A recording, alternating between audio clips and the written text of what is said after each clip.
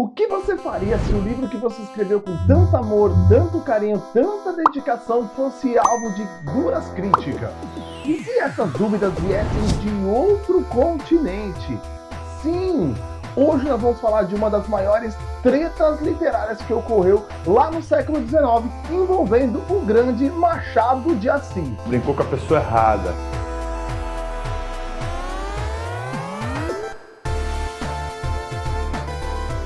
Considerado um dos maiores escritores brasileiros, Machado de Assis escreveu contos, romances, poemas e também trabalhava em jornais, fazendo críticas literárias. E foi justamente uma dessas críticas literárias que causou uma grande polêmica envolvendo Brasil e Portugal, com um livro recém-lançado que, olha só, virou alvo de críticas e duras críticas de Machado de Assis. Apesar de conhecido como um escritor do realismo, os primeiros textos de Machado de Assis estavam assim impregnados da escola literária romantismo. Então ele ainda não conseguia enxergar uma forma de literatura que estivesse muito distante dos modelos românticos. E foi com essa mentalidade que Machado de Assis, em 16 de abril de 1878, publicou no jornal O Cruzeiro uma crítica sobre o recém-lançado romance O Primo Basílio, do escritor português Eça de Queiroz.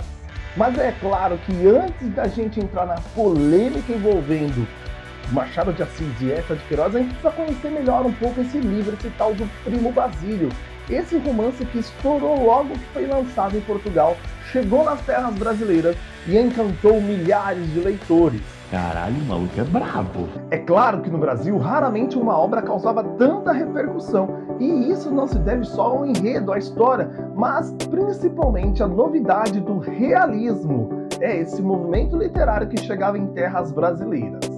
Publicado originalmente em 1878, a história O Primo Basílio se passa na cidade de Lisboa, retratando ali a vida da burguesia portuguesa do século XIX e suas convenções sociais. O enredo gira em torno do casal Luísa e Jorge, que aparentam ter um casamento feliz e estável. No entanto, a rotina monótona de Luísa é abalada com a chegada de quem? Do seu primo Basílio. Sim, ele que veio recém-chegado do Brasil. Basílio então seduz Luísa e eles iniciam um caso amoroso secreto. Mas a trama se complica quando uma empregada da casa Juliana descobre o caso e passa então a chantagear Luísa. Juliana aproveita-se da situação para obter vantagens e ameaça revelar o segredo a Jorge, se não for recompensada financeiramente. E a história ganha mais tensão ainda quando Luísa descobre que está grávida, mas não sabe se o pai da criança é seu marido ou seu amante. Com um enredo assim tão cheio de traição, situações amorosas, Eça de Queiroz rompe com o romantismo e ele vem trazer uma obra cheia de características do realismo. Mas isso acabou causando um estranhamento em Machado de Assis. Em seu artigo sobre a obra, Machado fez duras críticas ao romance, apresentando ali uma série de defeitos. Entre esses defeitos, o autor destaca, por exemplo, a construção do enredo dos personagens que, em sua visão, eram esquemáticos, como, por exemplo, as fraquezas da protagonista Luísa. Em sua crítica, Machado diz: a Luísa, força é dizê-lo, a Luísa é um caráter negativo, e no meio da ação ideada pelo autor, é antes um títere do que uma pessoa moral. Repito, é um títere. Não quero dizer que não tenha nervos e músculos, não tem mesmo outra coisa, não lhe peçam paixões nem remorsos, menos ainda a consciência. E assim Machado de Assis traz ali a sua opinião sobre a obra. Outra crítica de Machado era o excesso de descrição, algo que estava mais relacionado à própria estrutura do realismo. Para ele, isso resultava numa minúcia quase técnica dos cenários, em ações até desinteressantes. Cheio de ironia, Machado afirma que a poética naturalista só chegará à perfeição no dia em que nos disser o número exato dos fios que compõem um lenço de cambraia ou até mesmo um esfregão de cozinha. Machado de Assis chegou a dizer ainda que o enorme sucesso do livro era até explicável, não em certas qualidades estéticas que o romance tinha, mas na simples e explicável razão da ironia e popularidade da literatura naturalista. O que será que ele quis dizer? Mas antes da gente entender o restante dessa treta e ver a reação de Eça de Queiroz, é claro que você vai fazer o quê? Vai deixar o seu like e se inscrever no canal para acompanhar outras tretas literárias que eu vou trazer aqui. Se esse vídeo alcançar aí um bom número de likes, um bom número de visualizações, é claro que eu vou fazer outras tretas literárias envolvendo aí talvez autores mais modernos, autores brasileiros e autores estrangeiros. Vamos dar uma olhada aí no que a gente consegue trazer, beleza? Voltando às críticas de Machado, elas motivaram outros escritores a saírem em defesa de Eça de Queiroz.